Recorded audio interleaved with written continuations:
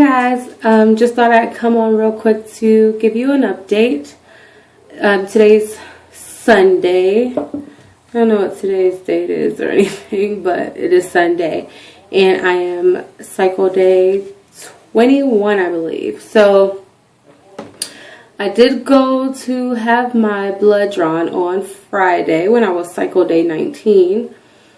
And they determined that I did not ovulate on my own. And it was really weird because when I got the call back saying that, you know, the numbers showed that I didn't ovulate on my own, like part of me was actually kind of sad about it. Like, even though I know that I don't ovulate on my own a lot. So I don't, I don't know. It's a weird feeling of how was I supposed to feel? I don't know. I don't know.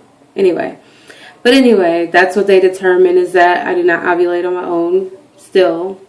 So the doctor, my RE, was actually on a at a conference or whatever, out of town and stuff. So I'm supposed to get a call from her sometime earlier this week, like Monday or Tuesday, about what the next steps are as far as getting me back on Clomid and things of that nature.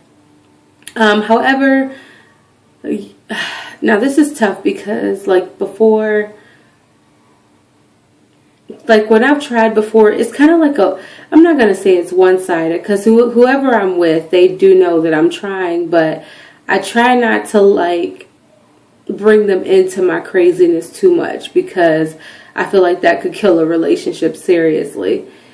So I never really am I never have been to anybody, I'm ovulating, let's go now. I've never done that or anything. I don't want to put that kind of pressure on anybody and stuff like that. And I also feel like I open it up about it to my partners, but, I try to kind of contain most of it at any rate. Now, my current partner, he knows that I've tried before, but not to the extent of how much I have, and the heartache and frustration that I've had to deal with. So that is a conversation I'll be having soon, and I'm kind of freaking out about it a little bit, because I want to make it very clear that before, you guys have watched prior videos to see that I kind of was going back and forth with my ex about him even wanting more kids and stuff like that. And I definitely didn't think that anything would be wrong on his end as far as conceiving. So I kept pushing off the semen analysis for him because he had children and things like that. But it turned out his sperm were not good. So it did turn out that way. So if I learned nothing else, is that I don't want to assume anything.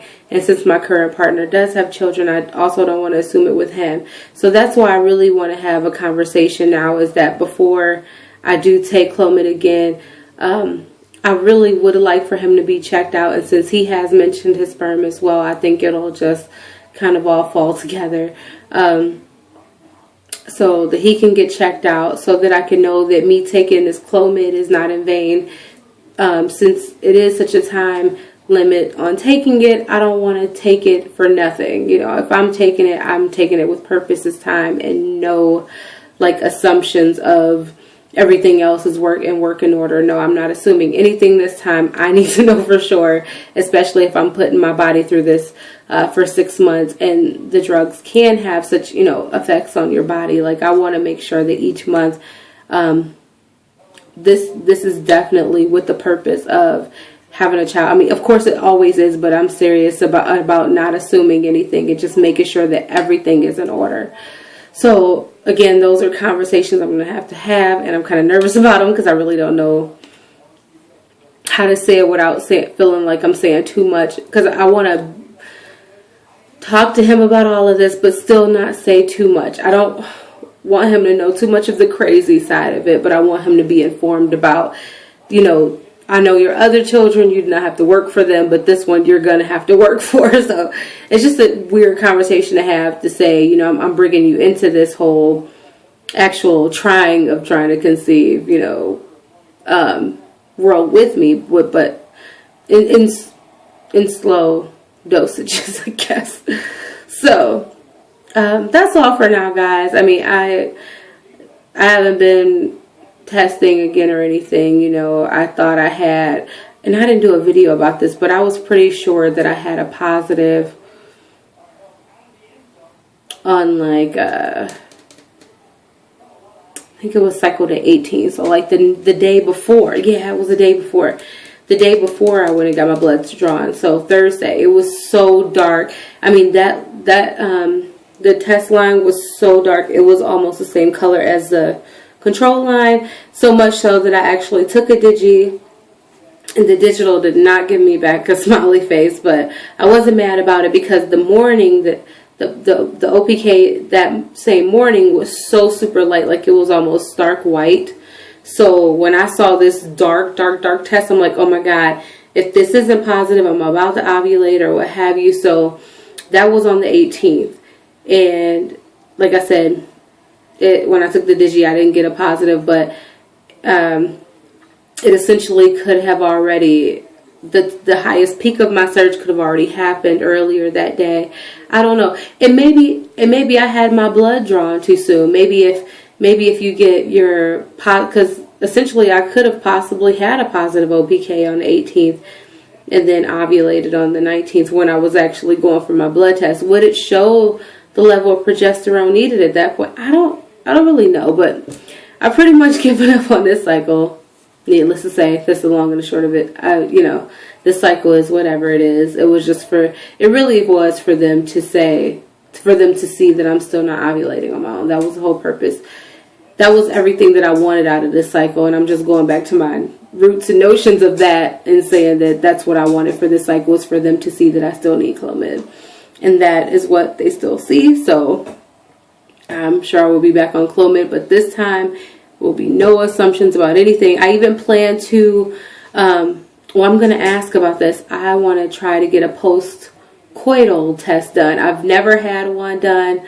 I've never talked to any doctors about it. So if you guys have had it done, definitely comment about it because I'm interested. I just know it's like the morning after pretty much. So like you baby dance the night before you go to the doctor the next morning. I don't know if they use a scope, ultrasound machine. I know very little about it. All I know is that they can see, they can pretty much see if there's any sperm left at all in your canal there, I guess. So if, you know, if it's all running out or if nothing's swimming, I guess they can see all that. I don't know, but, and I guess they can count how many is there. I don't know, but I think it's a good test to see, to determine and also, you know, identify any problems, I guess, as far as the male side or even on the female side, if you guys are doing it in the wrong positions or if maybe you have a hostile environment in there. I don't know, but, you know, I don't know much about the test again, but if you guys do, you definitely comment and tell me if you've had it, what your experience was. Was it a good experience? Do you think it's worth it for me? I don't know, but I'm not.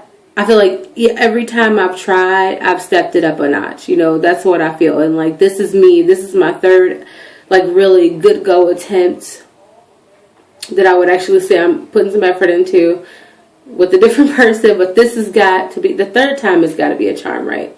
You know, the third time has got to be a charm. And looking back on the days again when I was first trying, when I was married, before, like, I didn't do anywhere, any, you know, I didn't know half of this stuff, you know, and now I'm just applying everything, and I just want to make sure that if I'm taking this stuff, I'm, you know, everybody's on board and we're all trying to achieve the same thing. So that's where I'm at, and just waiting for this new cycle to start and waiting to have this conversation, because essentially, depending on how this conversation goes, it may ultimately change things for me at the moment. Like, what if we have this conversation and determine that, well, we want to wait it out. We want to say we're going to wait to start officially trying for 6 months. You know, maybe we'll take a break for 6 months and then really try until we get this set or that set. You know, you never know how these conversations can go. So even though he's always asking me why I'm not pregnant yet, I don't know how the conversation will go. But I mean, if there's a chance that he wants to wait, then we can end up waiting for a few months. I mean, there's really no way to know until the conversation is had. So I guess that first, and then we'll go on to the next cycles from there. But I'll keep you guys posted, and I'll let you guys know what's going on with me. And I look forward to watching all of your videos.